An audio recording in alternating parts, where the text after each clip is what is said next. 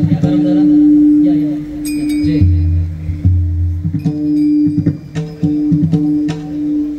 यहाँ टाळा इथे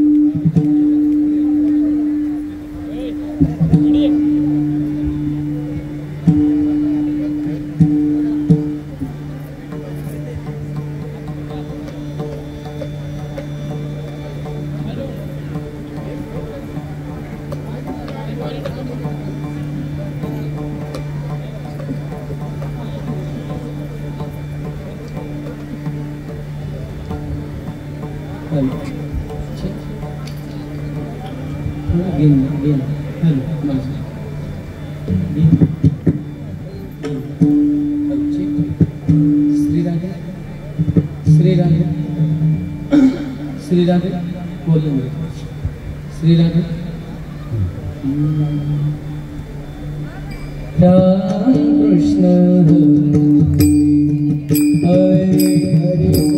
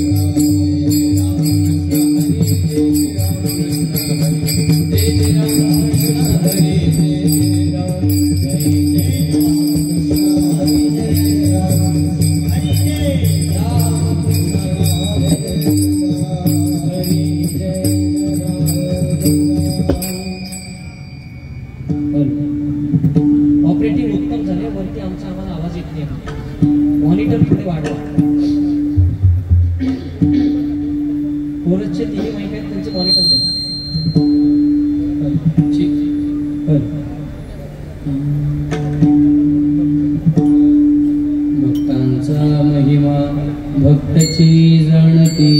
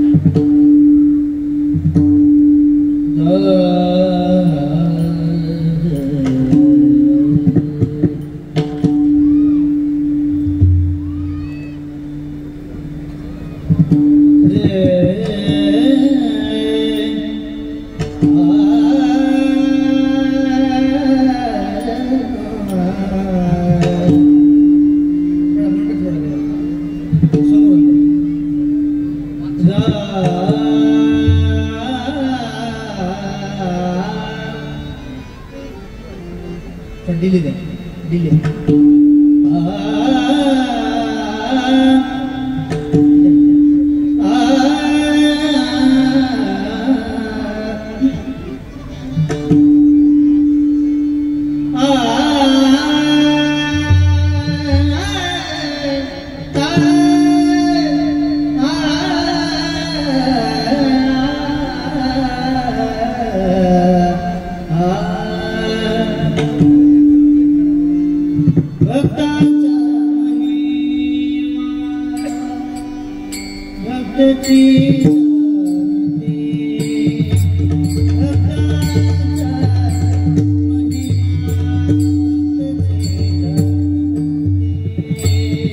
भक्त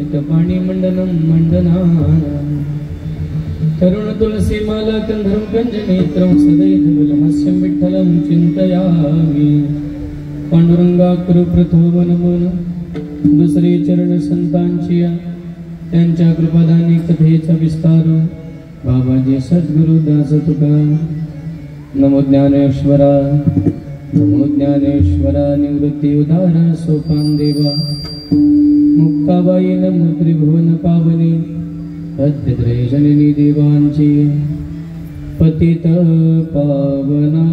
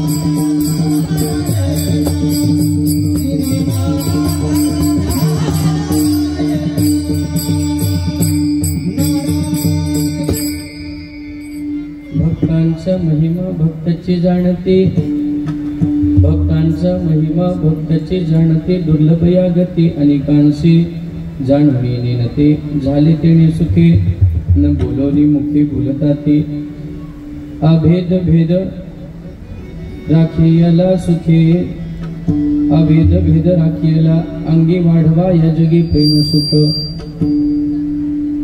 टाळ घोष कथा प्रेम सुख प्रेमाचा सुकाळ, टाळ घोष कथा प्रेमाचा सुकाळ, मूढ लोक पाळ तारावया, तुका म्हणे हे तो आहे तया ठाई, तीही एक भावे जाणिता ते, जाणुनी नेनते झाले तेने सुखे न बोलुनी मुखे बोलता ते. 56 वर्षाची जाजवले परंपरा असणार आहे उलवे गाव. भक्तराज हनुमंतराया, संकट निवारण भगवान श्री गणेश आणि भोळी देवजना म्हणून संबोधलं जातं असे देवांचे देव महादेवाच्या ह्या पवित्र प्रांगणामध्ये ग्रामस्थांच्या एकीकरणाने स्वानंद सुखनिवासी गुरुनाम गुरु हरिभक्तपरायण नामदेव बाबा डोलवीकरांच्या प्रेरणेने स्वानंद सुखनिवासी गोपाळ बाबांच्या व गुरुवर्य हरिभक्तीपारायण गोविंद बाबांच्या कृपाछत्राखाली कृपाशीर्वादाने चालू असणाऱ्या हा नामोत्सव सोहळ्यामध्ये ग्रामस्थांच्या वतीने आयोजकांच्या वतीने निरोप आमचे आध्यात्मिक परमस्नेही मित्र अलंकारजींनी मठामध्ये पोहोचवला. 3ऱ्या दिवसाची सेवा माझ्यापर्यंत सुपूर्द केली. चिंतन अभंग महान भगवत साधू जगोद्धारक श्री तुकोबराया आपल्या परंपरेच्या अनुयायी भक्त म्हणून तुकोबरायांच्या जीवनाला अनन्य साधारण महत्व आहे. आपल्या गुरु श्री गुरूंनी दिलेला मार्ग, तो मार्ग विस्तारित करण्याच्या भूमिकेमध्ये वारकरी संतांनी फार मोठी क्रांती केली. जसं ज्ञानोबरायांनी निवृत्तीनाथांनी दिलेल्या मार्गाच्या विस्ताराकरता मोठी क्रांती केली, म्हणून वारकरी ही शाखा आज आपल्याला एवढ्या मोठ्या प्रमाणामध्ये पाहायला मिळते. जर ज्ञानोबरांनी विस्तार केला नसता तर आपल्याला हे सगळं काहीच मिळालं नसतं. एक गुरु एकच शिष्य परंपरा झाली असती, बाकीच्यांना काही पदरात पडलं नसतं. म्हणून चैतन्य परंपरेचा विस्तार करणारे श्री तुकोबराया, तुकोबरायांच्या बद्दल बरं झालं बद्दल तुकोबरायांच्या बद्दल म्हणणं असं आहे. भक्त शिरोमणी श्री तुकोबराया, बाबाजी शिष्य शिरोमणी श्री तुकोबराया, अमृत संजीवनी श्री तुकोबराया, अहम अंधलोचन श्री तुकोबराया, वेष्टित कांचन श्री तुकोबराया, भवभय भंजन श्री तुकोबराया. अशा श्री तुकोबरायांचा 948व्या क्रमांकाच्या गाथ्यातला अभंग आहे. तुमच्या आमच्या जन्माला येण्यामागे काही सिद्धांत आहे, काही कारण आहेत, आणि संतांना अवतार घेण्यामागे काही कारण आहे. आपण आल्यानंतर काय करतो, आणि संत अवतारानंतर काय करतात याची भूमिका आजच्या अभंगात आहे. विठ्ठल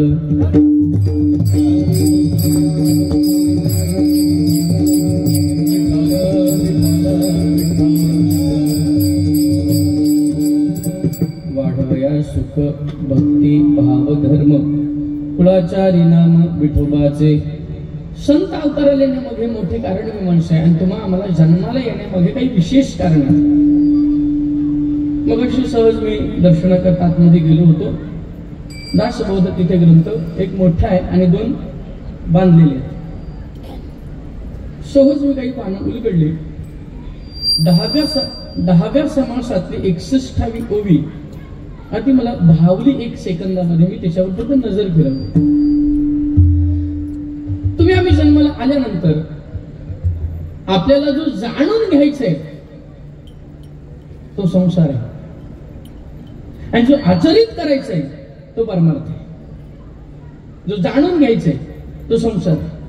तो जाणल्यानंतर त्याच्याबद्दलचं जे दुःख आहे, त्याच्याबद्दलचं जे शैल्य आहे मनामध्ये, त्याच्याबद्दलचं जे काही आहे ते कळाल्यानंतर मग त्याच्याबद्दल निर्माण होणारी भावना ही परमार्थाची विरक्ती वाढवत असते. कारण जी संसाराबद्दलची आसक्ती आहे ती जाणली की ती आसक्ती जाणल्यानंतर मग परमार्थाची विरक्ती वाढते, तोपर्यंत नाही.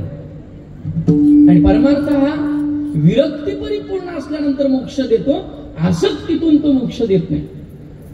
म्हणून जगद्गुरु तुकोबारांच्या अभंगाकडे मार्गक्रमण करताना 948 या अभंगाचं अंकशास्त्र दृष्ट्या जर गणित मांडलं तर या सिद्धांताचा अंक येतो 3. 9 + 4 + 8 या सगळ्याचा सिद्धांत मांडला अंकशास्त्राने तर त्याचा सिद्धांत येतो 3. 3 काय आहे आणि संत कशा करतात. त्या अभंगामध्ये संत आल्यानंतर काय करतात हे जर भूमिका तुकोबाराय मांडत असतील 948 क्रमांकाच्या अभंगावर तर याचा सिद्धांत 3 काय येतो आणि अंकशास्त्र तुकोबारांचं गाथा याचा काय समन्वय हे 1.5 वर्षापासून मी अध्ययन करून समाजापुढे मांडतोय. विठ्ठल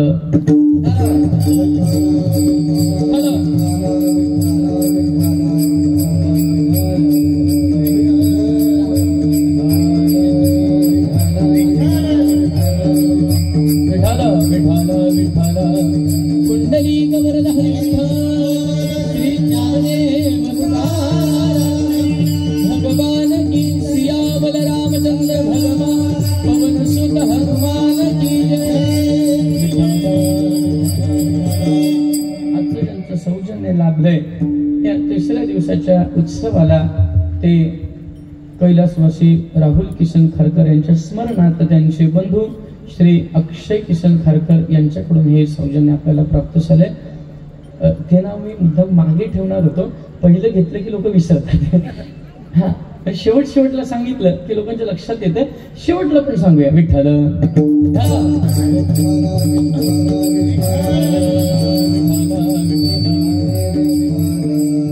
10व्या समासामध्ये 61वी ओवी अशी सांगते आपल्याला जाणून प्रपंच केला की तो सुख देतो, फळ देतो. जाणून प्रपंच केला की फळ देतो.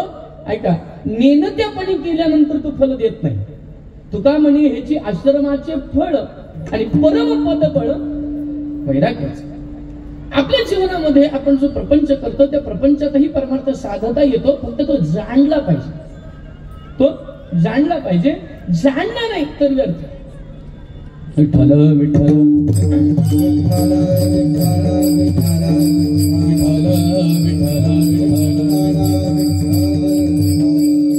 आपल्याला एक साधी गोष्ट सांगतो. माझ्या माता माऊली बहुसंख्येने इथं उपस्थित आहेत, मला तुमचा सन्मान आहे. आणि एक लक्षात घ्या, तुम्ही महिन्याची लिस्ट करता सामान भरायचे नाही हो तरी म्हणा. हा, महिन्याची लिस्ट करता. त्या लिस्ट मध्ये तुम्ही 5 किलो डाळ, त्याच्यात 2.5 किलो मुगाची, 2.5 किलो तुरीची, बरोबर की नाही? बरोबर. सगळ्याची व्यवस्था करत असताना 30 दिवसाच्या सगळ्या तुमच्या त्या नियोजनामध्ये मीठ पूर्ण महिन्याकरता 5 किलो भरता तुम्ही, बरोबर? मामी नाही ना? नाही का हो? तुम्हाला माहिती आहे महाराज, 2.5 किलो जरी डाळ आम्ही भरली महिन्याला आमच्या हिशोबाने तर 5 किलो मीठ नाही. तुम्ही ते जाणलंय का? ते मिठाचं माप कळालं, हे तुम्ही जाणलं की एवढं काही त्याला गरज नाही. अगदी त्याचं प्रमाण तुमच्या लक्षात आलं की तुम्ही ते खरेदी करताना ते मुबलक आणि पूरक खरेदी करता. जीवनामध्ये एखाद्याचं प्रमाण आपल्याच्या लक्षात आलं, प्रपंच कितपत करावा आणि काय कशा जाणून करावा, ह्या प्रपंचाबद्दलचं प्रमाण कळाल्यानंतर आपला प्रपंचही परमार्थात रूपांतर होतो नाही असं नाही. त्याच्याकरता श्री तुकोबरांचं उदाहरण, श्रीनाथांचं उदाहरण आहे. प्रपंचाचं प्रमाण त्यांच्या लक्षात आलं. ऐका, आपल्या प्रपंचाचं प्रमाण अजून आपल्या लक्षात आलं नाही. मीठ नीट टाकलं नाही की चव निघून जाते. मीठ, बोला ना विठ्ठलराव, मीठ नीट टाकलं नाही की त्याची चव निघून जाते. का महाराज? त्याचं प्रमाण लक्षात आलं की त्याची चव शिल्लक राहते. बस प्रपंच तसा आहे. त्याचं प्रमाण लक्षात आलं, कितपत करावा, कसा करावा, काय, की त्याची चव राहते. पण बरेच जणांची बेचव होतात. विठ्ठल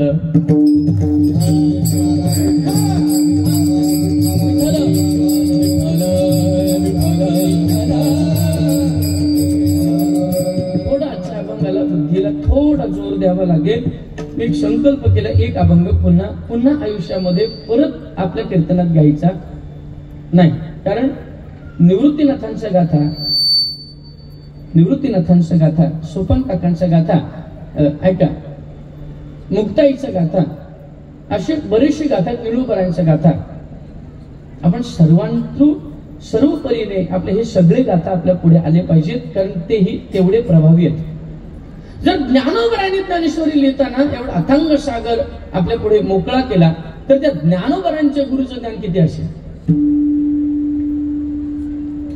ऐका, शिष्य स्वर लावताना एक जर गोड गात असेल तर समजायचं गुरु त्याच्यापेक्षा नक्कीच छान पटीने गात असेल. बसाड्या गुरुचा गोड शिष्य होऊ शकत नाही.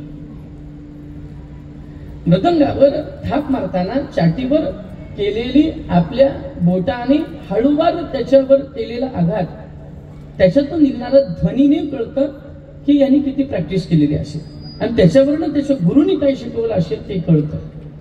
नाही तर कधी कधी कीर्तन चालू असताना हा एकटाच वाजवत राहत असतो, टक टक टक टक टक, मग कळतं हा कसा आहे, टक टकच आहे. ऐका, याचा अर्थ आपल्या जीवनामध्ये जाणून जर प्रपंच केला तर त्या प्रपंचाचं फळ आपल्याला मोक्ष मिळू शकतं. नाही असं नाही. फक्त तू करत असताना तैसे चित्त काढ वेगे प्रपंचोनी, तैसे चित्त काढ वेगे प्रपंचोनी, प्रपंचातून कशा रीत्या चित्त बाहेर निघालं की आपल्याला परमेश्वराची प्राप्ती तिथंच आहे. म्हणून ठाईचं बैसोनी करा एकच. म्हणून मग ठाई पैशाचं चित्त एक करायचं. त्याचं कारण आहे संतांना अपेक्षित आहे चित्त आणि जीवाला अपेक्षित आहे वित्त. संताला अपेक्षित आहे संतांना चित्त आणि जीवाला अपेक्षित आहे, बोला ना, झोपले का काय? वित्त म्हणजे पैसा. बोला की नाही सुधारलं काय?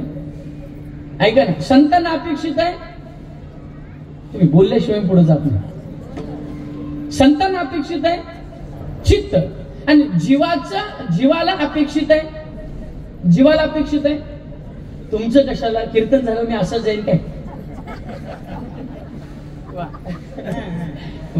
ऐका ना, लक्षात घ्या, संतांना अपेक्षित आहे चित्त आणि जीवाला अपेक्षित आहे वित्त. याचा परिणाम असा आहे, संतांना अपेक्षित चित्त असल्यामुळे त्यांच्या घरी परमेश्वर येऊन गोपाळ आहे तिथे, परमात्मा तिथं येऊन राहिला. कुठं? त्यांनी चित्ताचा विचार केला. ऐका, बरेचशा अभंगांमध्ये संतांनी चित्ताचा विचार केलाय. चित्ती तुझे पाय डोळा, रूपाचे ध्यान, अखंड मुखी नाम तुमचे वर्णावे गुण, हेची एक तुम्हा देवा मागणे दातारा, उचित ते करा भाव जाणून खरा. माझा खरा भाव जाणून आता देवा तू हेच कर दातारा, माझा खरा भाव जाण आणि एवढंच कर. मला आता काहीतरी दे, काहीतरी दे. पण कशा करता? कारण माझ्या चित्तामध्ये तुझे पाय आहेत आणि माझ्या डोळ्याला तुझ्या रूपाचं ध्यान आहे. म्हणून चित्ती तुझे पाय डोळा, रूपाचे ध्यान. चित्ताबद्दल अनेक वेळा संतांनी आपलं वर्णन केले, त्यांनी मार्गक्रमण केले त्या भागामध्ये, त्या विषयाकडे. त्याचे कारण आहे, चित्त जोपर्यंत तुमचं स्थिर नाही तोपर्यंत परमार्थाची सफलता आपल्याला प्राप्त होत नाही. बरं, का स्थिर नाही महाराज? आमचा कलह वित्ताकडे जातोय. रात्री झोपल्यापासून सकाळी उठेपर्यंत नाही, झोपेत सुद्धा पैसा. झोपेत सुद्धा. बोला ना, बोला ना. एक 18 वर्षाचा मुलगा निवांत झोपला, रात्रीचा प्रहर आहे, झोपला तो, आणि मध्यरात्री उठला आणि रडायला लागला. डोळे बंद आहेत, रडायला लागला. घरातली सगळी मंडळी उठली. रडतोय का म्हणून आले सगळेजण त्याला. गद्द ढाळवला, जागा राहा, उठ, काय झालं सांग ना, का रडतोय? त्यांनी सांगायला सुरुवात केली आणि तो जोराने रडायला लागला. गेली, आता मी काय कर, गेली. बाप समजवतोय, कोण गेली, कधी गेली, कशी गेली, सांग ना. 18 वर्षाचा आहे. त्यांना गदगद हलवलं, थोडस पाणी घेतलं, डोळ्यावर शिंपडलं, तो जागा झाला. आजूबाजूला बघायला गेला. बापाने विचारलं, कोण गेली? म्हटलं बायको गेली. कुठं गेली? मेली म्हटलं. आता मला सांगा, रडला, डोळ्यातून अश्रुपात झाले, हे जागृतीत का स्वप्नात? स्वप्नात होतं स्वप्न, पण अश्रू निघाले खरे. रडला खरा की नाही? बघा, कधी कधी स्वप्न पडतं, तुमच्या डोळ्यांच्या पापण्या वगैरे ओल्या झालेल्या असतात, तुम्ही झोपेत रडत असता. रडता खरं, पण पडलेलं स्वप्न ते. बोला ना, मृगजळवत जाईल या, खोट आहे. त्याचं कारण आहे, आपलं चित्त विषयाकडे धावलं, आपलं चित्त विषयाचं मंथन करायला लागलं, आपलं चित्त विषयाचं चिंतन करायला लागलं की आपल्या जीवनामध्ये अस्थिरता निर्माण होते. संतांचं चित्त विषयाकडे धावत नाही. संतांचं चित्त कधीही प्रपंचाच्या रूपाचं किंवा विषयाचं मंथन करत नाही. संतांचं चित्त त्या परमेश्वराच्या समचरणावर स्थिर होतं.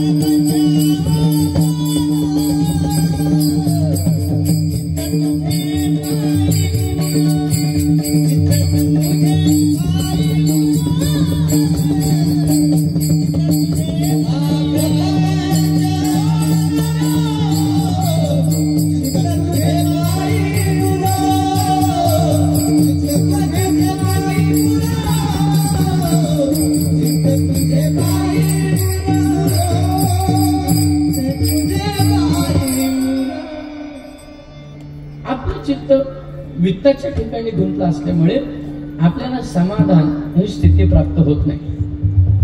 संतांचं चित्त परमेश्वराच्या समचरणामध्ये एकरूप झाल्यामुळे त्यांच्या आयुष्यामध्ये आनंदुरे आज आनंदुरे सभायाभ्यंतरी अवघा परमानंदुरे. त्यांचं जीवनही परमानंदाचं आहे आणि त्यांचं स्वरूपही परमानंदाचं आहे. ऐका, तुकोबरांच्या बद्दल म्हटलं जातं, सच्चिदानंद मूर्ती पाय दाखवी आम्हा. देवाचं स्वरूप जसं आहे तसं संतांचं स्वरूप आहे म्हणून तुकोबरांच्या आरतीत रामेश्वर भट्टांना लिहावं लागलं, सच्चिदानंद मूर्ती पाय दाखवी आम्हा. याला पुरावा मग भागवताच्या महात्म्यामध्ये पहिलाच श्लोक आपण गातो, सच्चिदानंद रूपाय विश्वोत्पत्त्याति हेतवे तापत्रय विनाशाय श्रीकृष्णाय वयं नमः. तापत्रय निवारण करणारा परमात्मा तू श्रीकृष्ण कसा आहेस तर सच्चित आनंद स्वरूप आहेस. परमात्मा सच्चित आनंद स्वरूप आहे. मग परमात्मा आणि संत काही वेगळे नाही. देव आणि संत वेगळे नाहीत, फक्त एवढंच आहे. ऐका ऐका, चतुर्भुज परमात्मा फार मोठी गोड वाक्य आपल्या घरी घेऊन जाताना. ऐका, चतुर्भुज परमात्म्याला चतुर्भुज धारण करून जे करता येत नव्हतं ते द्विभुज धारण करून सामान्य स्वरूपाचं चरित्र करून त्यांनी करून दाखवलं ते संत विठ्ठल.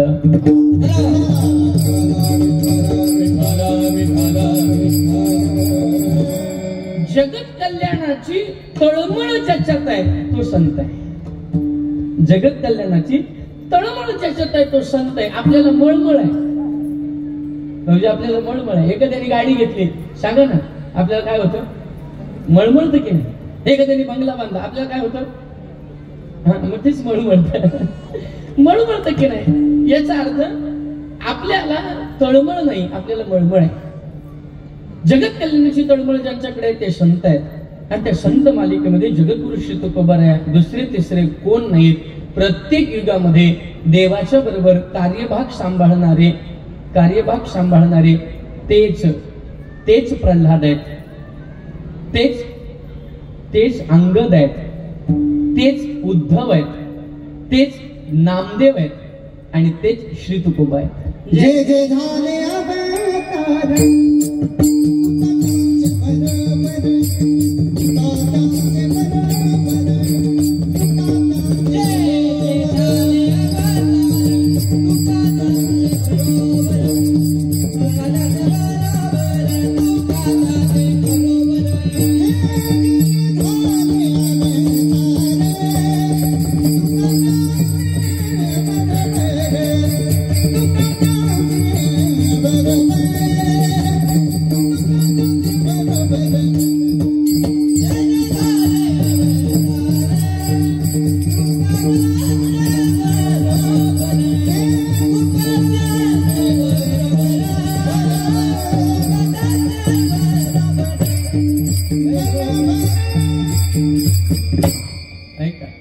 तेच प्रल्हाद, तेच अंगद, तेच उद्धव, तेच नामदेवराय आणि तेच श्री तुकोबाराय. चारही युगामध्ये भक्त मालिकेमध्ये तुकोबारायांचा अवतार कार्य आहे.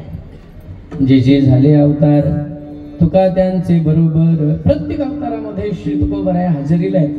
कोणाबरोबर? देवाबरोबर. एक सांगू, आपण जर वैष्णव असू, आपण जर भक्त असू, आपण जर साधक असाल, आपण जर उपासना वगैरे करत असाल तर समजायचं मागच्याही जन्मी आपल्याकडनं घडलीये म्हणून भाग्यवान आपण आहात की आपण कथा कीर्तनाचे श्रवण करताय आणि माळकरी होत आहे. मी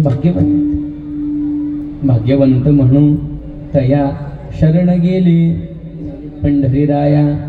मला इथून तुम्हाला न्यायचे 948 क्रमांकाची जर 9 + 4 + 8 याची बेरीज केली तर आकडा मिळतो 21. 2 अंकी संख्या अंकशास्त्राला मान्य नाही. 1 ते 9 अंकापर्यंत मान्य आहे. पुन्हा 1 + 2 + 1 करायचं सिद्धांत मिळतो 3. म्हणून या 948चा सिद्धांत आहे 3. अंकशास्त्र दृष्ट्या आम्ही काय समन्वय साधायचा त्याचं कारण आहे जीव आणि परब्रह्म, जीव आणि परमेश्वर, जीव आणि ईश्वर, जीव आणि तो परमात्मा मोक्ष देणारा, ह्या दोघांचा समन्वय साधणारा तिसरा कोणतरी ते म्हणजे संत. म्हणून जीव आणि परब्रह्माची मध्यस्थी करून मोक्ष देणारे संत म्हणून जीव, संत आणि भगवंत विठ्ठल.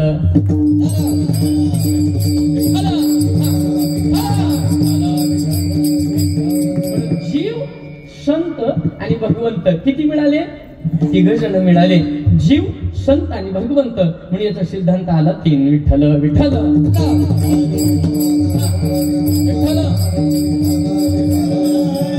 जसं तुम्हाला आणि मला एकही पाशातून निवृत्त होता येत नाही. तुम्ही फार गोड निर्णय घेतलात उलवेकरांनी. जुन्याच मूर्ती आपण इथं प्रतिष्ठित केल्यात, हे फार महत्वाचे आहे. याचं कारण आहे जुन्या मूर्तीमध्ये असणारी भावना, जुन्या मूर्ती असणारी तेज, जुन्या मूर्तीमध्ये असणारं ते सगळं काही बरं का ते नवीन एवढं तिथलं उतरत नाही. किती वर्ष झाले असतील मूर्त्यांना बाबा? नाही, मंदिर आहे म्हणजे उत्सवाला 56, वाडावडल्यापासून बऱ्याच पिढ्या गेल्या. पण हनुमंतराय असतील त्याचं एक कारण हनुमंतरायांच्याबद्दल मी सांगून जातो तुम्हाला आणि मला तुमच्यात घेतोय तुम्हाला. त्याचं कारण आहे सगळ्यांनाच सगळं कळत नाही. बरं, सगळ्यांना एक कळत नाही.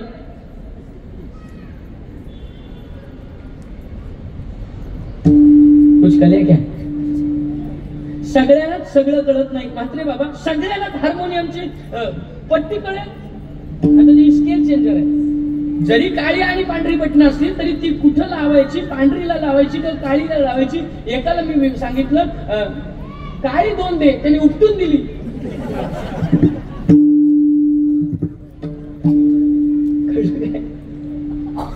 बाबाजी सगळ्यांनीच बखावच लावायचं कळणार नाही.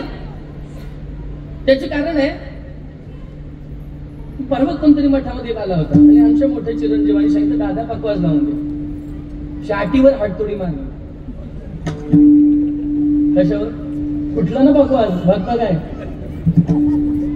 याचा अर्थ गजऱ्यावर मारत असताना तुम्ही म्हणून सगळ्यांना सगळं कळत नाही. बरं सगळ्यांना एक कळत नाही. सगळ्यांना एक कळत नाही. अजून एक कारण, एकाला सगळं कळत नाही. तुम्हाला हे कायच आहे? तुमच्यासारखा स्वयंपाक करायला सगळ्यांना जमणार. 10 वर्षापूर्वी आमच्या सौभाग्यवती शाळेवर झेडपीला सुपरवायझर होत्या आणि मग माझ्या बरोबर कोणीतरी आलं. मी आतमध्ये होतो, मठात कोणतरी वयस्कर बाबा आले आणि मी म्हटलं बाबा मी चहा करतो. त्यांनी सांगितलं महाराज जरा तिखट करा.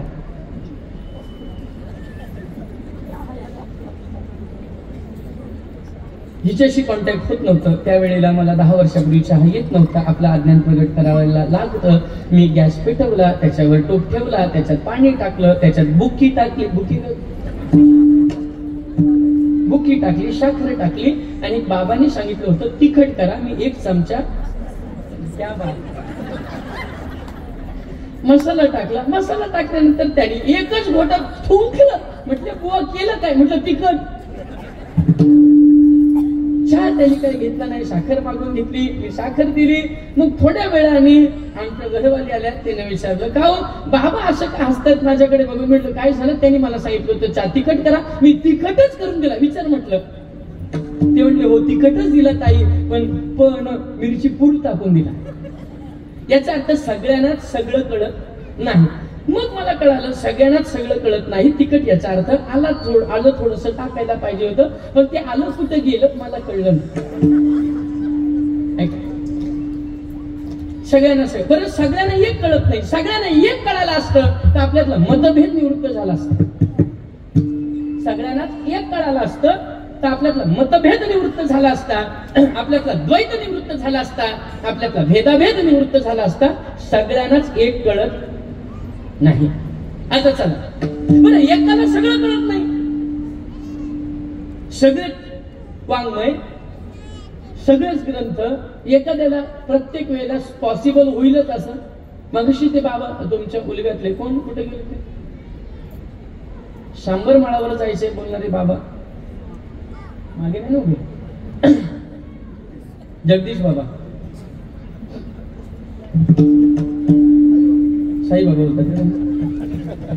तुम्ही बोलता दादा, त्यांना साईबाबा बोलतात. जगदीश बाबांनी फेटा बांधता बघता मला सांगितलं महाराज आपल्याला शांबर माळावर जायचंय. जसं श्री क्षेत्र पाटणोली हे कृष्ण वंशातला आहिर राजा त्यांनी तिथं वास्तव्य केलं म्हणून त्या भूमीला एक विशेष, जसं आहिरांची लेणी होती नाही, ती आहिर राजा जेव्हा तिकडनं गुजरात प्रांतातून सोन्याचा व्यवसाय करण्याकरता आपल्या महाराष्ट्रात आला, तो त्या समुद्र मार्गाने, खाडी मार्गाने, मग तो त्या खाडीच्या प्रवाहाने आला. डुग्गा नावाचं बंदर त्यांनी स्थापित केलं. हे गॅजेट मध्ये बरं काही सगळं रायगड जिल्ह्याचा. डुग्गा नावाचं बंदर जिथं त्यांनी स्थापित केलं तो डोंगी गाव विठ्ठल.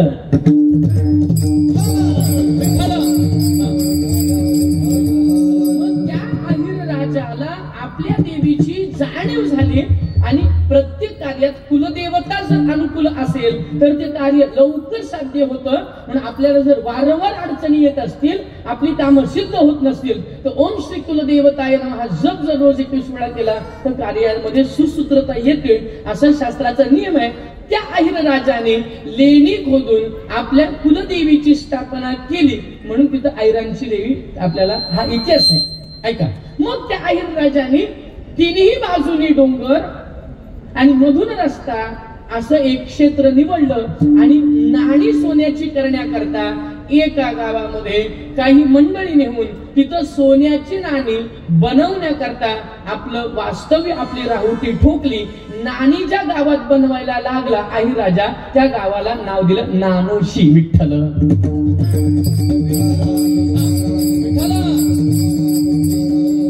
हे मी मनाचं सांगत नाही. रायगड जिल्ह्याच्या गॅजेटमध्ये हे सगळं लिखाण आपल्याला पाहायला मिळतं. आपण जर गेलात अलिबागला तर तिथं जाऊन रायगड जिल्ह्याच्या गॅजेटमध्ये पान क्रमांक सांगत नाही, थोडं शोधा मोकळे. हे सगळं याचा अर्थ मला काय सांगायचं ऐका. इथून पुढे गेलोय, काय सांगत होतो मी? सॉरी, हा नाही, त्याच्या आधी एकाला सगळं कळत नाही. मी जेव्हा हा बऱ्याचशा वेळ इतिहास लोकांपुढे मांडला त्यावेळेला लोक म्हणाले, महाराज हा एवढा इतिहास आम्हाला माहिती नव्हता. याचा अर्थ सगळ्यांनाच एक माहिती नसतं. आता चला पुढे. जसं सांबर माळ, याच्यात सांबर ऋषींचा पुरावा नवनाथामध्ये आला आणि पनवेल हे क्षेत्र नवनाथांच्या पदस्पर्शाने पुनीत सिद्ध स्थळ म्हणून आपल्या पनवेल तालुक्यामध्ये बरेचशा लोकांच्या कुलदेवतेमध्ये कानिफनाथ आहेत. विठ्ठल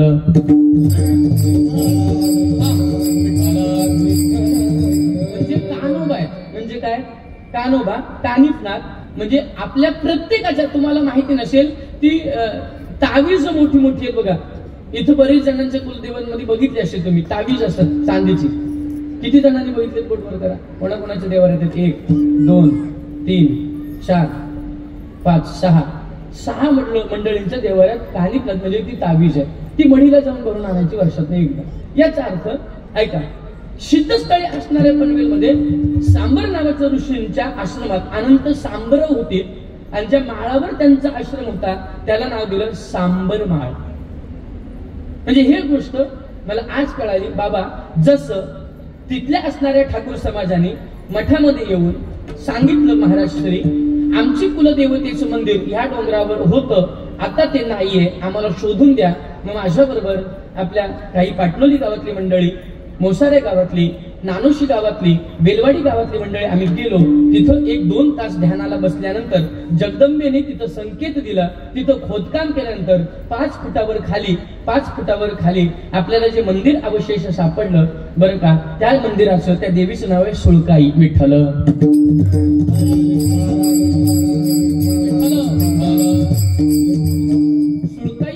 मूर्ती बरोबर आम्हाला 5 फूट खाली तिचा रक्षक भैरव मिळाला, 10 बाय 10चा चौथरा मिळाला, अनेक शिलालेख मिळाले, चांदीचा पूर्वीचा पाळणा मिळाला. आणि तुमच्या वेळेला बाबा तुम्ही पाहिले असतील, डोके बाबा दादा तुम्ही पण पाहिले असतील, पूर्वी तांब्याची नाणी होती, मध्ये त्याला छिद्र होती.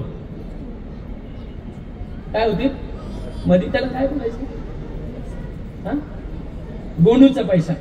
बरोबर आहे. पूर्वी त्याला गोंडूचा पैसा म्हणत होते. त्याची अगदी एवढी अशी नाणी सापडली, ती सगळी नाणी त्या मूर्ती खाली ठेवली. एक नाणं मी मुद्दाम मठामध्ये ते ठेवलेलं आहे. त्याचं कारण संशोधन झाल्यानंतर लोकांना कळलं पाहिजे काय संशोधन झालंय. विठ्ठल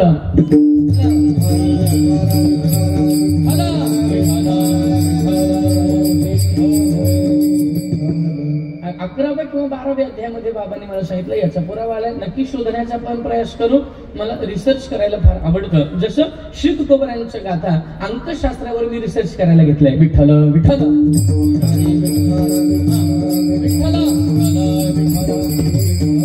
एकाला सगळं कळत नाही, सगळ्यांना सगळं कळत नाही, सगळ्यांना एक कळत नाही. हे 3 सिद्धांत तुमच्या पुढे मांडतो. सगळ्यांना एक कळाला असता तर आपण सगळे कधीच आपल्या मतभेदामध्ये राहिलो नसतो. हा मोठा, तो चांगला, तो वाईट, तो बरा, हा संप्रदाय चांगला, तो संप्रदाय चांगला. एक लक्षात घ्या, दासबोध म्हणजे काय? गुरु आणि शिष्याचा संवाद म्हणजे दासबोध आहे. विठ्ठल विठ्ठल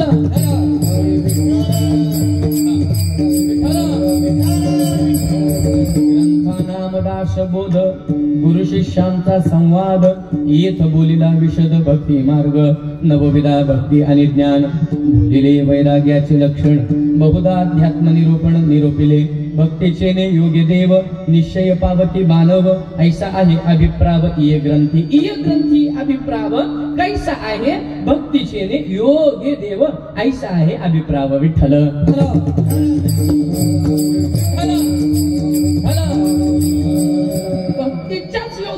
आपल्याला देव मिळतो, बाकी कोणत्या साधनाने देव मिळत नाही. मग भक्तीच्या साधनाने आम्हाला काय काय मिळतं? भक्तीची या पोटी बोधता आकडा ज्योती, आकडा ज्योती पंचप्राण जीवे, पंचप्राण जीवे भावे ओवाळू आरती पेट थोडा आकडा ज्योती बोधता आकडा ज्योती पंचप्राण जीवे, पंचप्राण जीवे भावे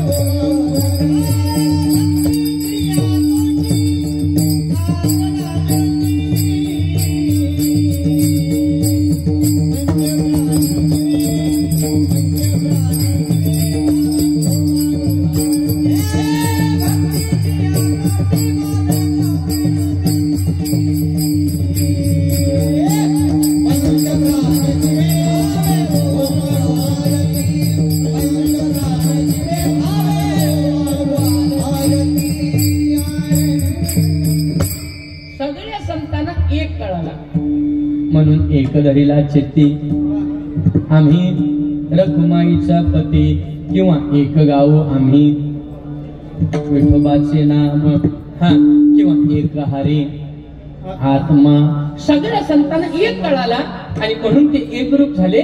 जीवाला एक कळाला नाही म्हणून जीव अनेकांच्या फंद्यात पडला, जीव अनेकांच्या फंद्यात पडला. मग या जीवाला एक त्या स्वरूपाचं लक्षण, एक त्या स्वरूपाचं साक्षात्कार, एक त्या स्वरूपाचं ज्ञान देण्याकरता जे येतात त्यांना संत म्हणतात. बरं संतांचं राहणं कसं आहे?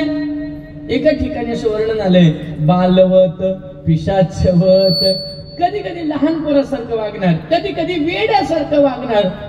12 अभंगामध्ये त्याचे वर्णन आहे. काय वर्णन आहे? जगात पेशात अंतरिशाना सदा ब्रह्मी जाना निमग्न तो जैसा सदा मकरंद अंतर्बाह्य विभेद वेळोवेळा आपुलिया जीवे शिवासी पहावे. आपल्या जीवात जीव पाहत नाही, आपल्या जीवात शिव पाहतो तो संत, आणि जीवात जीव पाहतो तो जीव. विठ्ठल विठ्ठल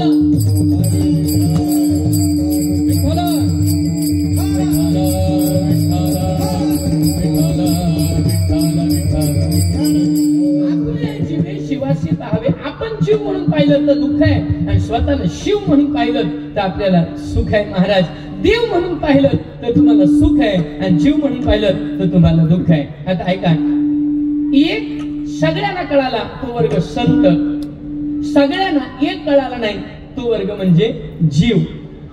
एक सगळ्यांना कळाला तो वर्ग म्हणजे संत. कुठल्याही संतांचा मागोवा घ्या, त्यांचं कलह, त्यांची ओढ त्या एकच परमात्म्याकडे आहे. पण सगळ्यांना एक न कळालेला वर्ग म्हणजे जीव, ते म्हणजे तुम्ही आम्ही मी, आपल्या सर्वांना एक कळाला नाही. चला आपल्याला बाजूला ठेवूया, आम्हाला महाराज नाही कळाला. मग महाराज त्या सगळ्यांना एक कळण्याकरता काहीतरी उपाय असेल, उपाय आहे. काहीतरी साधन असेल, साधन आहे. ते साधन म्हणजे संत, ते साधन म्हणजे संत. सगळ्यांना एक कळण्याकरता जे साधन आहे ते संत. म्हणून तनु मनु जीवे चरणाशी लागावे, अगर्वता करावे, दास्यत्व सकळ. कोणत्याही प्रकारचा अभिमान, देहाचा अभिमान, ज्ञानाचा अभिमान, स्वरूपाचा अभिमान, संपत्तीचा अभिमान, संततीचा अभिमान, कोणत्याही कलेचा अभिमान, कसल्याही पद्धतीचा अभिमान न धारण करता तन मन आणि जीवाने एकच स्वरूप होऊन संतांच्या चरणाला लागलं पाहिजे. इथं मी संतान काय करतात, अवताराला आल्यानंतर कशा करता अवतार धारण करतात, याची मी कारण मीमांसा या अभंगाच्या 5 चरणात व्यक्त करणार आहे. विठ्ठल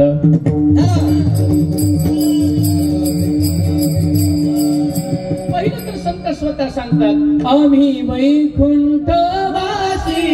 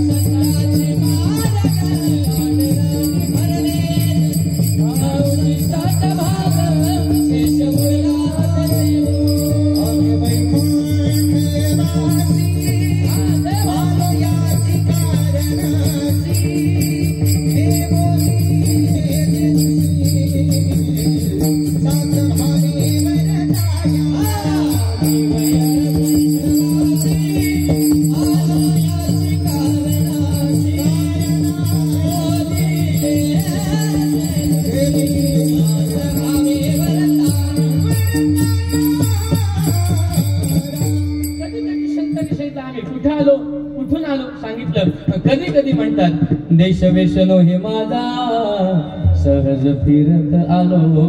येताना सांगतात आम्ही वैकुंठातून आलो, पण कुठल्या गावातून आलो, कुठं जाणार, कुठल्या गावात मुक्काम करणार काय हे त्यांचं माहिती. जन्म एका गावात, शिक्षण एका गावात, लीला एका गावात. आता ऐका, जन्म आपेगावला, आपेगाव, लीला आळंदी, लीला पैठण. बोला ना. आता ऐका, हल्ली बैलांची वगैरे तेरावी करतात, हे जाऊ द्या. मला मध्ये फोन आला होता, दादा महाराज कीर्तन करायचं. मला नेमकं खाली होतं दिवस, सकाळचं करायचं 10 ते 12. साईली फोन आणून दिला. साई म्हणाल, बाबा यांना कीर्तन पाहिजे. मी म्हटलं द्या. म्हटलं कोणाचं कीर्तन करायचंय? आजोबा होता का आजी? म्हटलं सोडून गेले बाबा का सोडून गेली आई? तो म्हटलं सोडून गेला बैल. आता मी काय म्हणावं सांगा. बैला तू आमच्यासाठी धावला से फार, असं बोलू काय? नाही ना बोलताय. मी त्यांना सांगितलं, जय हरी माझं नेते होणार. काय बैलाबद्दल सांगायचं सांगा ना मग. ऐका, पण जर तो सामान्य स्वरूपाचा एखादा जीव असला, पण संतांच्या आश्रयाला गेल्यानंतर तो संत होतो. आपल्याकडे रेड्याला काय बोलतात? टोनगा.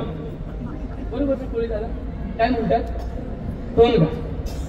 एक 2 शब्द फार महत्वाचे आहेत दादा. आपल्याकडे पुरुषांकडे नाही, पण स्त्रियांकडे हे 2 शब्द आहेत. जर पोरगा काय करत नसेल, काम धंदा करत नसेल, नुसताच खात असेल, तर तुम्ही काय बोलता? खरं सांगा.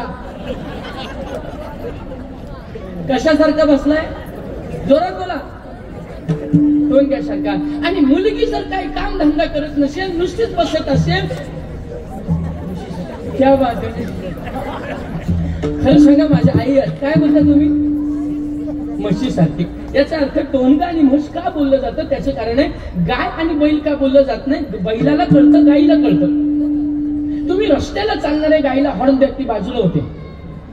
तुम्ही रस्त्याला चालणाऱ्या बैलाला हेट करा, तो बाजूला होतो. टोनगा 4-5 तुम्ही उपटी टाकल्यावर सुद्धा त्याला काय फरक पडत नाही. तो 7व्या उपटीला मागे बघतो काय चाललंय. कोण? याचा अर्थ निर्बुद्ध असणारा तो टोनगा. आता मला काय सांगायचंय, फार महत्वाचं आहे. संत आल्यानंतर काय करतात? असा टोनगा, त्या टोनग्याचं जिथं दसपिंड केलं तिथं सिद्धभूमी झाली. तुम्ही केलं मी पलीकडे वर्षी केलं. त्या टोनग्याचं जिथं दसपिंड पाडलं ज्ञानोबरायांनी, त्या गावाला तीर्थक्षेत्र दर्जा झाला. कोणाचं दसपिंड? बोला. आपलं काय? आपले दशपिंड करून करून करून करून करून करून जागा बरबाद झाली ती, पण सिद्ध झाली नाही. पण ज्ञानोबरांनी जे टोनग्याचं दशपिंड केलं तिथं सिद्धस्थळ निर्माण झाले. याचा अर्थ कोणत्याही पद्धतीचा जीव संत सहवासात आला की तो पवित्र होत असतो, त्याचं जीवन ज्वलित होत असतं, प्रभावी होत असतं आणि त्याच्या जीवनाला विशेष वलय येत असतो.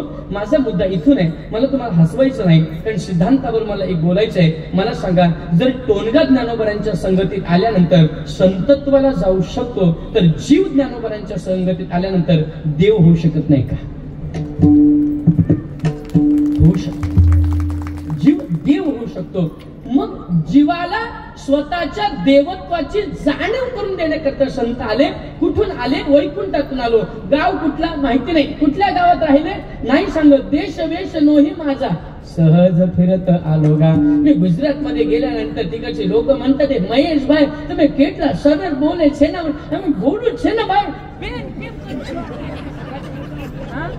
બધું આવડે છે તમે બસ, પણ એના માટે નહીં ના આવડે છે બેન, હું કરું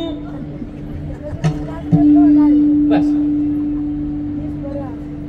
क्या बात. अरे आम्हा दोघांना कळत, तुम्हाला वाटलं एकाला मी म्हटलं सू करायची तर म्हटलं करू ना. मी म्हटलं एकाला सू करायचे भाई, केम? मला वाटलं त्या गुजरात्या बरोबर बसणारा हा गुजराती असेल. मी गुजराती होता त्याला बोलो केम છે ભાઈ? म्हटलं બધા સારું છે ભાઈ, તમે કેમ છો? मी पण मला બધા સારું છે, ઠાકોરજીની કૃપા છે. शेजारी તમે કેમ છે? શું કરે છે? म्हटलं करून आलो. मला एक सांगा, याचा अर्थ ऐका. मला एक विनोदाकडे न्यायचं, मला इथं सांगायचंय तुम्हाला. संत या करता आले की उद्धाराया जन जड जीवा, जड जीवाचा उद्धार करण्याकरता संत आले. आता ऐका, मग संत आपल्याला कळण्याकरता आपल्याला सुद्धा त्यांच्या मार्गाप्रमाणे आचरण केलं पाहिजे. मृदंगावर वाजवलेला त्रिताल आपल्याला कळण्याकरता दादा धिंता तिथं दहा धिंता तिथकत गदिगण कळण्याकरता दादा धिंता हा त्रिताल आपल्याला कळायला पाहिजे. वाजवल्यानंतर आपली मान कधी डुलते आपल्याला कळाल्यानंतर, कळालंच नाही तर काहीतरी वाजवत होता हो, काहीतरी कोणता बडवत होता.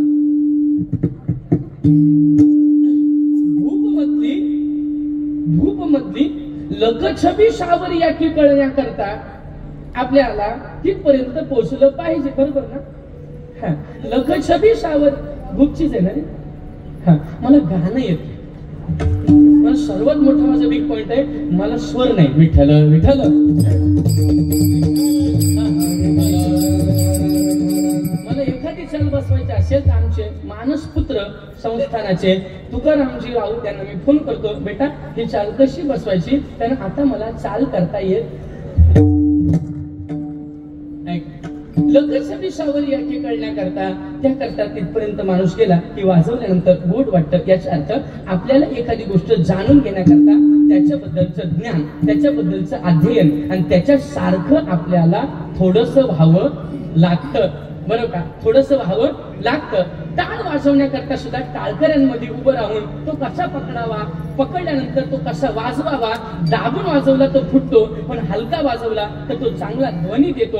ओढून वाजवावा तर ठेक्यात वाजवावा, हे सगळं कळण्याकरता टाळकऱ्यांमध्ये जाऊन उभं राहावं, मग आपल्याला कळतं. याचा अर्थ सिद्धांत एक, आपल्याला समोरचा कसा आहे हे जाणून घेण्याकरता आपल्याला तसं त्या पद्धतीचं थोडं तरी व्हावं लागतं, तेव्हा ते काय आहे हे कळतं. धोत्रात कसं वाटतं हे पॅन्ट घातल्यावर कळत. विठ्ठल बाबा, धोत्रात कसं वाटतं हे पॅन्ट घातल्यावर कळत नाही, त्याच्याकरता आपल्याला धोतर नेसावं लागतं. हे करून माझ्या मित्राने मी फर्स्ट इयर इंजिनिअरिंगला असताना त्यांनी फॅन्सी ड्रेस मध्ये तो धोतर नेसला. काय म्हणतात त्याला, कुठला डे असतो, ट्रॅडिशनल डेला धोतर नेसला. मी रोजच धोतर किंवा सदरा घालून जायचो आणि मग त्यांनी धोतर नेसल्यानंतर चालताना फिटला, सुटला, चालताना सुटला. त्यांनी मला सांगितलं, महेश तू कसं काय हे कॅरी करतोस, कसं काय? म्हटलं सोपं आहे, फक्त त्याच्याकरता रोज नेसावं लागतं, त्याच्याकरता रोज नेसावं लागतं. हा सिद्धांत मी त्याच्या पुढे मांडला. मला काय सांगायचंय, एखाद्याचं वर्णन करताना त्या वर्णनात त्याचं जसं वर्णन करायचंय त्याच्यात थोडा तरी गुण आपल्यात असावा तर वर्णन करतो. गाणाऱ्याचं काय छान वर्णन करू शकतो, कारण आरोह आरोह गात असताना मधली काढलेली श्रुती, त्या श्रुतीतला जो त्याने आकार दिला तो आकार कोणाला कळतो, ज्याला त्याची रुची आहे त्याला. याचा अर्थ आपल्याला तसं व्हावं लागतं, त्यावेळेला त्याच्यातला आकार कळतो, त्याच्यातली गोडी कळते. बस या सिद्धांतावर जगद्गुरु श्री तुकोबाराय म्हणतात, ऐका, आपला उद्धार करण्याकरता साधू आला, आपला उद्धार करण्याकरता संत आले आणि संत आल्यानंतर ते संत म्हणून पहिल्यांदा राहिले नाही, ते भक्त परिवारातून किंवा भक्त श्रेणीतून भक्तीची साधना करून आपल्या अंगात जे आहे ते गुण जगताला प्रदान करून दिले. मग आपल्याला संत होण्याकरता आपल्याला आधी भक्त व्हावं लागतं, आपल्याला संत कळण्याकरता आपल्याला आधी साधक व्हावं लागतं.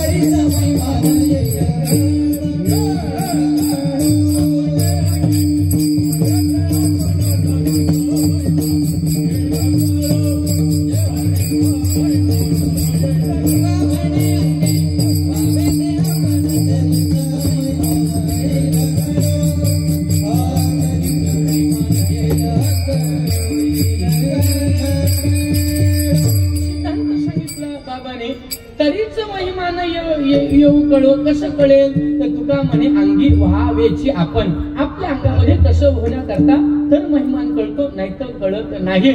मग आमच्या जीवनामध्ये मग तुकोबारांना विचारलं तुकोबाराया आम्हाला सांगा ना भक्तांचा महिमा कोणाला कळतो? भक्ताचा महिमा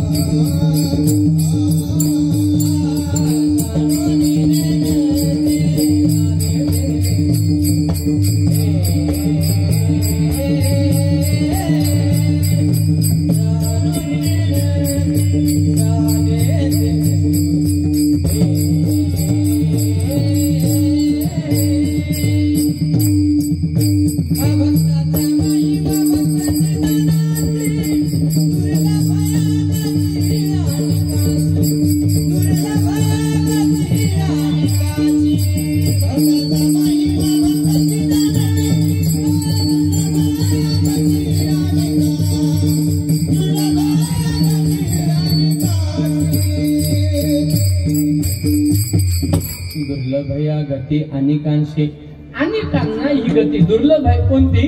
भक्त होणं ही. ज्या वेळेला आपण भक्त होऊ त्यावेळेला आपल्याला भक्ताचा महिमान कळतो. ऐका प्रल्हादाला झालेला त्रास एखाद्याला कड्यावरनं लोटावं आणि एखाद्या कड्यावरनं पडावा पडल्यानंतर काय वाटतं हे कोणाला कळेल? प्रल्हादजींना कड्यावरनं वडिलांनी लोटून दिले हे कोणाला कळेल? जो निदान पहिल्या माळ्यावरनं पडलाय त्याला तरी. का त्याला अहो महाराज काय सांगू वरून पडताना ना जीव नकोस होतो. इथं कोण पडलं नाही बाबू का कोण मम्मी असं द्या. वहिनीनं फक्त विचारलं पाहिजे वहिनी साहेब कसं वाटतं त्यामध्ये भाऊ अजिबात नको. दुश्मन सुद्धा वरून पडला नाही पाहिजे का? पडताना जी काही भावना आहे ती कोणाला कळेल? जो पडलाय त्याला. एकाने विचारलं महाराज तंबाखू खाल्ल्यावर कसं वाटतं? म्हणलं मला माहित नाही. एकाने विचारलं म्हणजे लोक काय विचारतील सांगता येत नाही. मला रोज प्रश्न उत्तर विचारण्याकरता ऍस्ट्रो दाखवण्याकरता कुंडली विचारण्याकरता लोकांची गर्दी असते. एक बाई आली तिच्याबरोबर 4 बायका आल्या त्या चौघी बसल्या. आमच्या हिरीच्या आनंदीच्या आनंदीनंतर ते चौघी म्हणाले महाराज काहीतरी उपाय सांगा. काय महाराज म्हणतात काय बुवा बोलतात. बुवा हे बुवा कोणाला म्हणावं हे पण अजून लोकांना नाही कळत. ऐका ते जाऊ द्या विषय वेगळा आहे. बुवाचा विषय नंतर बुवा बघू. ऐका म्हटले बुवा आमचे पैसेच टिकत नाही असं बोलल्यानंतर राधिका आली आणि ती त्या गेट म्हणजे किचनच्या दरवाजाकडे उभी राहिली, माझ्याकडे बघायला लागली, गोड हसायला लागली. मी पण तिच्याकडे बघितलं, हसायला लागलो. त्या चौकी म्हणाल्या, दोघं काय हसता? मी मनात बोललो, बुवाची टिकत नाही तर तुमची कुठं टिकते? सांगा ना मला. याचा अर्थ आपलं जे चित्त वित्ताकडे आहे, वित्त कधी स्थिर राहत नाही, पण चित्त स्थिर राहिल्याशिवाय राहत नाही. संतांचं चित्त स्थिर आहे आणि तुमचं आमचं चित्त स्थिर नाही. मग आम्हाला भक्ताचा महिमा कळण्याकरता काय व्हावं लागतं? एक माणूस 2 तास बोलत होता, दारू बडी बेमान छे, दारूने धक्को खायचे, दारूने मान जायचे. काय बोलत होता? दारू बदी बेमानचीच छे, दारूने मान जायचे आणि दारूने धक्को खायचे. कोण सांगत होता? ज्याला 2 पेग जास्त झाले तो. याचा अर्थ एखादी गोष्ट कळण्याकरता आपल्याला त्याच्यातलं थोडं तरी माहिती असलं पाहिजे. ऐका, संतांचा महिमा संतांनीच वर्णन केला. तुम्ही संताधिक संत म्हणविता कृपावंत. आता तुम्ही कृपावंत साधू. संत जीव लग संतांची पायी हा माझा संत भार पंढरीत. गंगा आली आम्हावरी संत पाऊले साजिर. हे सगळं जे वर्णन आहे संतांनी संतांचं वर्णन केलंय. त्याचं कारण आहे भक्ताचा महिमा भक्ताची जाणती. भक्ताचा महिमा भक्तालाच कळतो, पण दुर्गम त्या स्थिती अनेकांना त्याचा महिमा कळत नाही. त्याचं कारण आहे ते भक्त झालेले नसतात, म्हणून त्यांना त्यांचा महिमा कळत नाही. जे भक्त झाले त्या भक्तांचा महिमा भक्तांना कळतो. मग महाराज भक्त झाल्यानंतर ते स्वतःला म्हणतात का मी भक्त आहे, स्वतःला म्हणतात का मी साधू आहे, स्वतःला म्हणतात का मी संत आहे? नाही. जाणून नेणत्यासारखं वागणं ही त्यांची वृत्ती आहे. अभंगाचं जाणून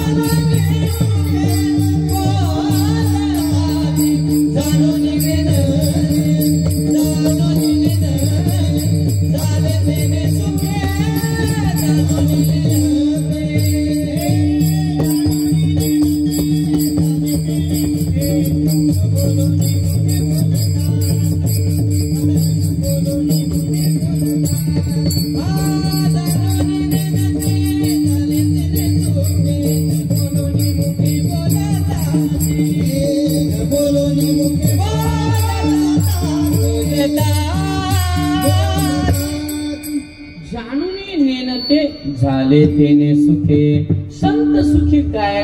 त्याचं कारण आहे मी कोण हे जाणून न जाणण्यासारख्या अवस्थेत राहतात ते संत आहेत. आणि जीव जाणल्यानंतर बोलतो तुला माहिती आहे का मी कोण आहे?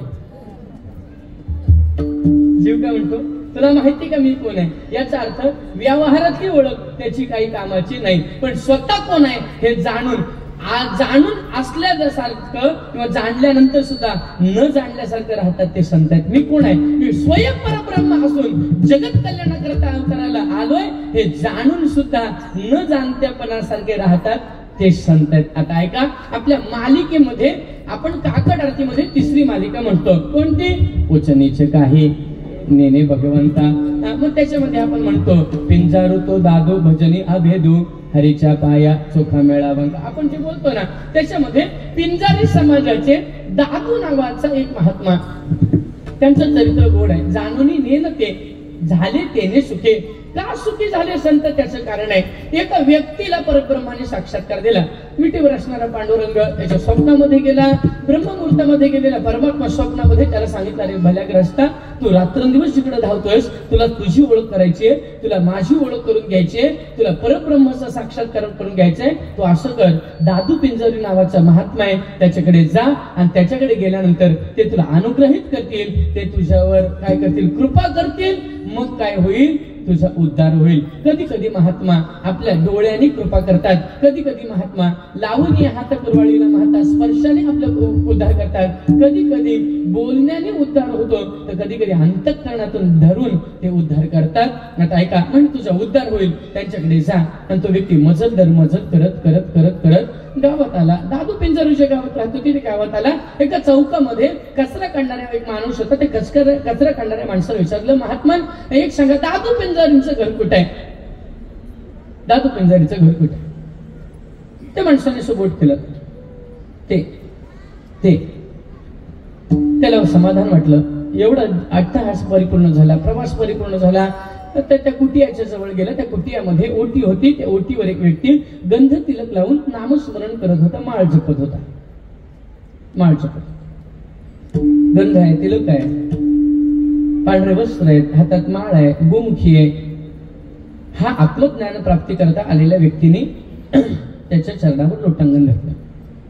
माळ जपणाऱ्याच्या श्री संतांची या माथा चरणावरी साष्टांग हे करी दंडवत.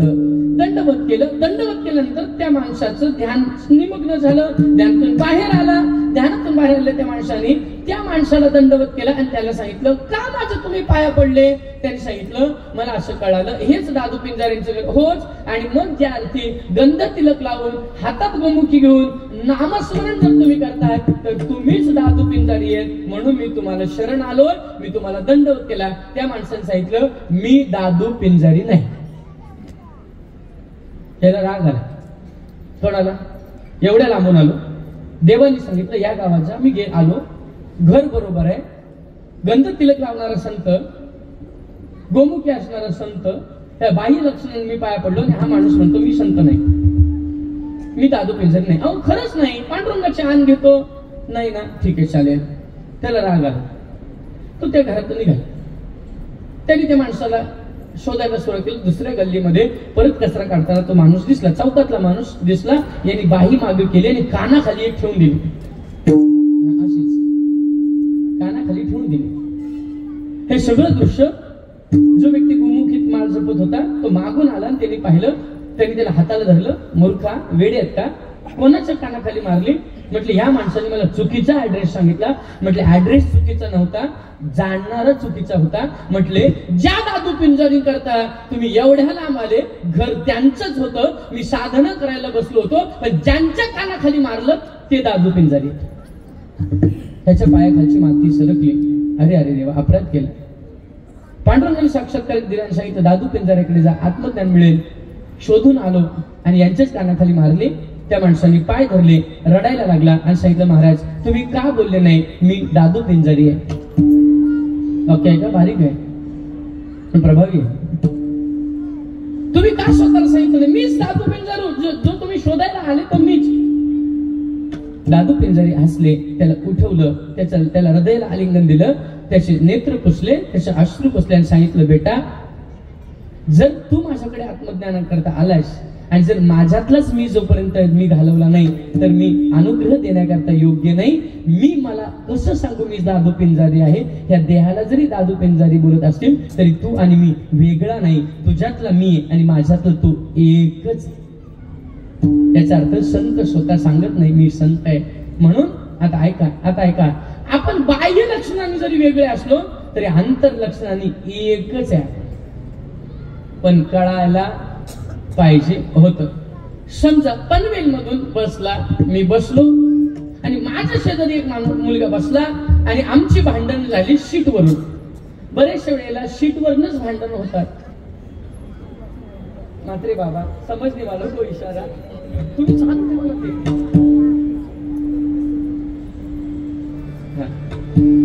बरेच बऱ्याचशा वेळेला सीटवरनं भांडण होतात, कोणाची मोठ्या प्रवासाला निघणाऱ्यांची. आणि मग थोडस पुढे आलो, गोंदेवाडपर्यंत आले आणि त्या दोघांची थोडी मैत्री झाली. सॉरी मग अशी वाईट बोललो. कुठे चाललात तुम्ही? त्यांनी सांगितलं मी माझ्या दादाकडे चाललो. तो म्हणाला मी माझ्या मामाकडे चाललो. पुढे आलो, कुठे उतरणार? गव्हाण फाटा. मी पण गव्हाण फाटा म्हटलं. मी माझ्या मामाकडे चाललो. मी म्हटलं मी माझ्या दादाकडे चाललो. मग तिथं गेल्यानंतर कुठल्या गावात जायचं? तर तिथून रिक्षा भरपूर, तरगरला, उलव्याला, कोंबडूजाला, वाहाळला. त्याला मी सांगितलं वाहाळला. तो म्हणाला माझा मामा पण वाहाळलाच. म्हटलं दोघं एकच रिक्षा करायची म्हणजे पैसे. तो म्हणाला बघा ना काय योगा योग्य. मगाशी भांडत होतो, नंतर कळालं तुम्ही तुमच्या मामाकडे दादाकडे चालले, मी माझ्या मामाकडे चाललो. म्हटलं कुठं राहतो? म्हटलं असं सरळ त्या गावातून पहिली कमेंट सोडून मागच्या बाजूने गेलं की थोडस असं वर चढायला एक रस्ता आहे. म्हटलं थोडस उंचवट्यावर, तिथं माझ्या मी म्हटलं दादाचं घर आहे. तो म्हटलं अरे वा माझ्या मामाचं पण तिथंच आहे. काय बोलतो ऐका. मग आम्ही दोघं उतरलो, गेलो. अंगणामध्ये गेल्यानंतर त्यांनी मला सांगितलं अहो हे तर माझ्या मामाचं घर आहे. मी सांगितलं हे तर माझ्या दादाचं घर आहे.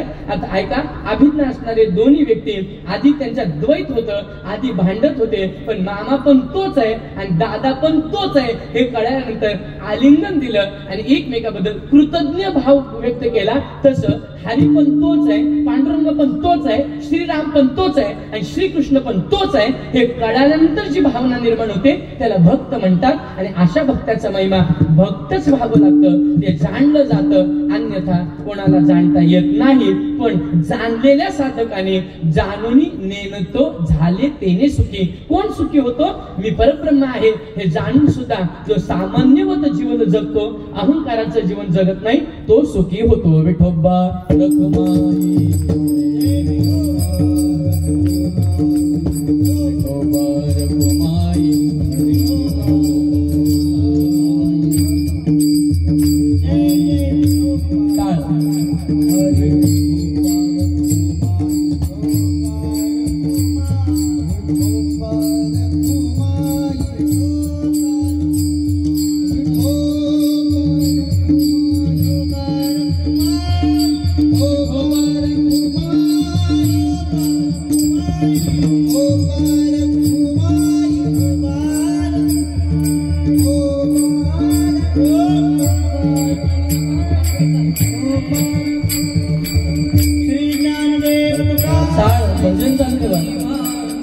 भक्तची जाण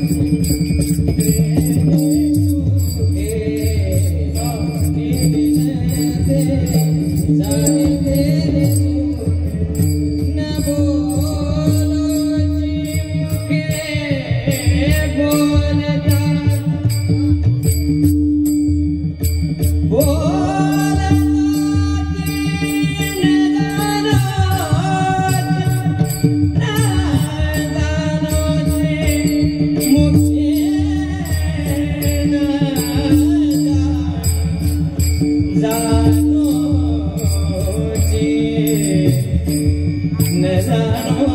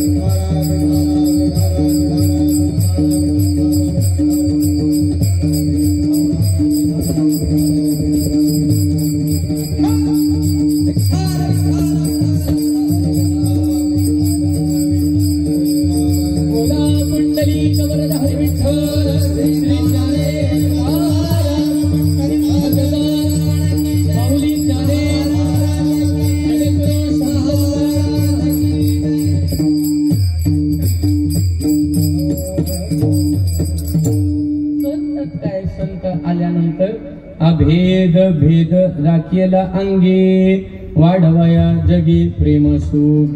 संत अवताराला आल्यानंतर अभेद साधतात, भेदभाव धरत नाही. हा लांबचा त्या जातीचा तो परता हा आमचा असं जाणत नाही. त्यांना संत म्हणतात. अभेद भेद जाणून या राखी जाणतात पण ते अभेद साधतात त्यांना संत म्हणतात. म्हणजे भेदभाव सोडून घेतला प्रेमाचा गरळा.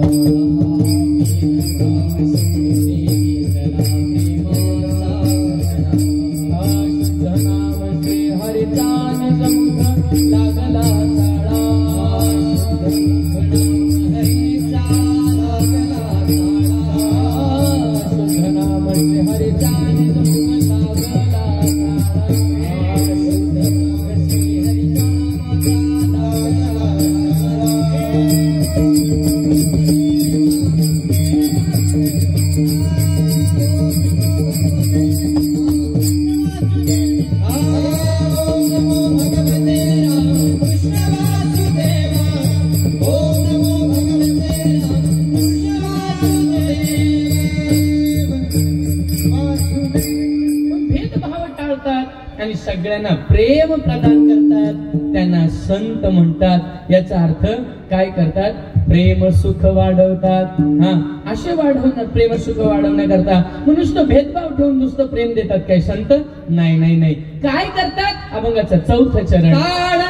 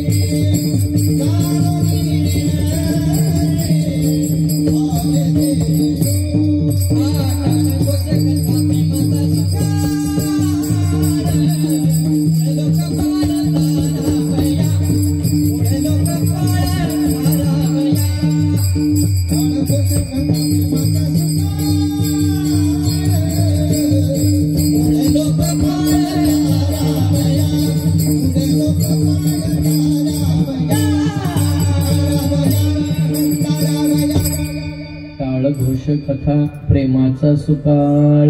काय करतात आल्यानंतर संत? नुसतं प्रेम देतात का? नाही नाही नाही. प्रेमाचा दुष्काळ नाही, प्रेमाचा सुकाळ करतात. सगळ्यांवर मिळेल त्याला प्रेम देत जातात. त्यांचं नाव आहे संत. ऐका, आपल्याकडे प्रेमाचा दुष्काळ चाललाय. कुठल्या? निष्काम प्रेमाचा. सकाम प्रेमाचा. सकाम प्रेम कोणी करेल? मला सांगा, तुम्ही जर मला उद्या सकाळी 1 लाख देणार असेल तर मी बाबा भाऊजीत भाऊजी आमचाच भाऊजी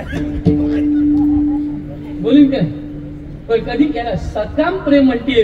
काहीतरी स्वार्थ असल्यानंतर ते सकाम प्रेम होतं. पण कोणत्याही प्रकारचा स्वार्थ नसताना जे केलं जातं त्याला निष्काम प्रेम करतात. आता मला सांगा, तुकोबरायांनी गाथा आपल्याला दिला, किती मोठं प्रेम केलं. काय घेतलं? एक प्रत विकला. नियम असा आहे, रॉयल्टी हा एक नियम आहे ऍक्ट मध्ये, की आपण एखादं वाङ्मय लिहिलं, ते रजिस्ट्री केलं, रजिस्ट्री केलं, फडाची परंपरा नाही विसरायची बेटा. आपण ते रजिस्ट्री केलं तर त्याच्या जेवढ्या प्रती विकल्या जातात त्याच्यातला 20% भाग ज्यांनी लिखाण केलं त्याच्या घरी जातो. मला सांगा, पण ज्ञानेश्वरीच्या लाखो प्रती विकल्या, किती गेला आळंदीला? नाही. तुकोबांच्या गाथेच्या लाखो प्रती विकल्या, किती गेलं? जर नुसतं गेलं असतं तर तुकोबांचं घर चांगलं झालं असतं. पण गेलं का? नाही नाही नाही महाराज. त्याचं कारण आहे त्यांनी निष्काम भावनेचं प्रेम समाजावर केलं, सकाम भावनेचं केलं नाही. म्हणून त्यांच्या प्रेमाचा सुकाळ झाला आणि आम्ही जे सकाम प्रेम करतोय त्याच्यामुळे प्रेमाचा दुष्काळ आमच्यावर पडतोय. त्याचं कारण आपल्या प्रेमात स्वार्थ आहे आणि संतांच्या प्रेमात परार्थ आहे. म्हणून केलं काय? टाळ घोष कथा प्रेमाचा सुकाळ, मूढ लोक पाळ तारावया. जे मूढ आहेत ज्यांना परमार्थ कळत नाही, ज्यांना कसं वागावं कळत नाही, कसं जगावं कळत नाही, काय साधना करावी, कशा पद्धतीची करावी, कोणत्या मार्गाने सोप्या मार्गाने परमात्मा मिळेल, हे ज्यांना कळत नाही, अशांना हाताला धरून जे सन्मार्गाला लावतात त्याला संत म्हणतात. आणि मग तुकोबांना विचारलं, तुकोबाराया त्यांना कळतं काय हो? त्यांना काय कळलं? त्यांना एवढंच कळालं, सर्वा घटे राम. देहादेही एक सूर्यप्रकाशक सहस्ररश्मी. तुमच्यातला सगळ्यातला नवे हा मृदंगातला जो ध्वनी आहे तो सुद्धा तोच आहे. ह्या गाणाऱ्यांच्या गायकांच्या स्वरातला ओंकार आहे तो सुद्धा गाता तो ओंकार तो सुद्धा तोच आहे. बसणाऱ्यांनी वाजवलेला टाळीचा नाद तो सुद्धा तोच आहे. टाळी नादेश्वर. नाचणाऱ्यांच्या नाचण्यातला ताल सुद्धा तोच आहे. हे ज्या वेळेला कळतं त्यावेळेला आपण सगळ्या प्रकारचा मतभेद बाजूला ठेवतो आणि मग देवाचं म्हणणं काय होतं? अद्वैष्टा सर्वभूतानां मैत्र करुण एवच. अद्वैष्ट कोणाचंही द्वेष न करणारा मला आवडतो आणि तोच भक्त मला प्रिय आहे. आणि तो भक्त काय सांगतो? 5वं चरण.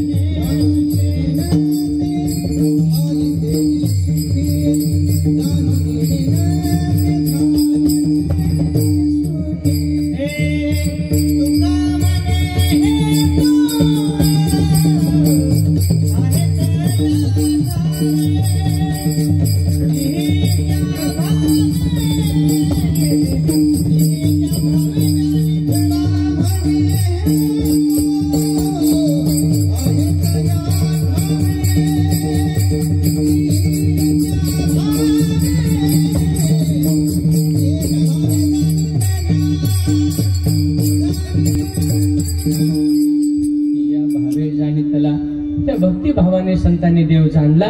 तोच प्रेम भक्तिभाव सगळ्यांना सांगितला. ज्ञानोबराय सुद्धा ते सांगतात की हरिपाठात भावे वीण भक्ती वीण मुक्ती बळे वीण शक्ती बोलू नये. आपण जाणलेलं जगतापुढे व्यक्त करतात ते संत. आपला परमार्थ जगतापुढे मांडतात ते संत. करुणी सायास शिकविते. स्वतः त्रास सहन करून जगताला छान मार्ग मोकळा परमार्थाचा करतात ते संत. सगळ्यांना एकत्रित घेतात ते संत. मी संत आहे, मी परमेश्वर अंश आहे हे जाणून सुद्धा सामान्य माणसाशी सामान्यासारखे वागतात ते संत. प्रेम जगताला देतात ते संत. जगतामध्ये आल्यानंतर टाळ आणि कंथा नामाचा जय घोष करून साधकाला स्थिर वृत्तीला नेतात ते संत. आणि ते संत दुसऱ्याला सुद्धा संतत्वाला नेतात ते संत. म्हणून भक्ताचा महिमा भक्ताची जाणती. ज्ञानेश्वर माऊली ज्ञानराज माऊली ज्ञानेश्वर माऊली ज्ञानराज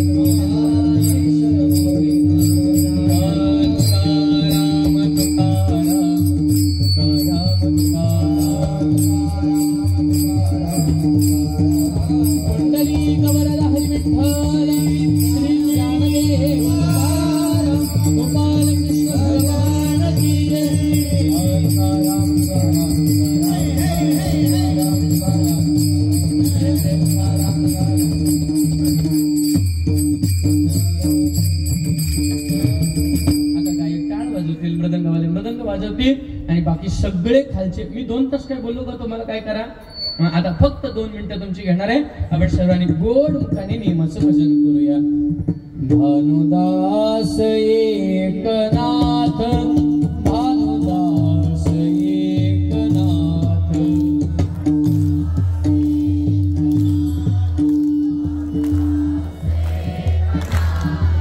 भानुदास एकनाथ भानुदास एकनाथ.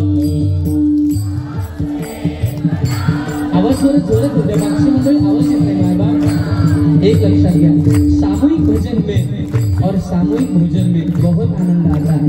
एकत्र जेवलो ना खूप आनंद होतो.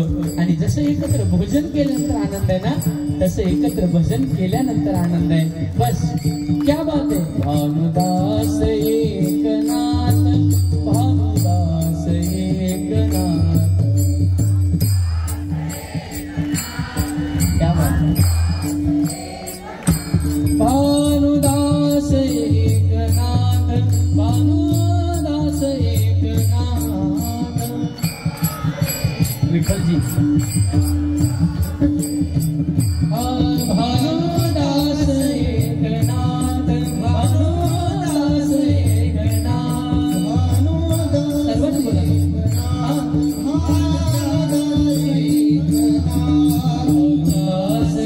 ज्यांना नाचावंसं वाटतंय त्यांनी 2 मिनिटं नाचायला उभे राहा. कीर्तन संपलं, वेळही संपले, 3 मिनिटं राहिले, नाचायला उभे राहा. थोडे थाकून नाचा.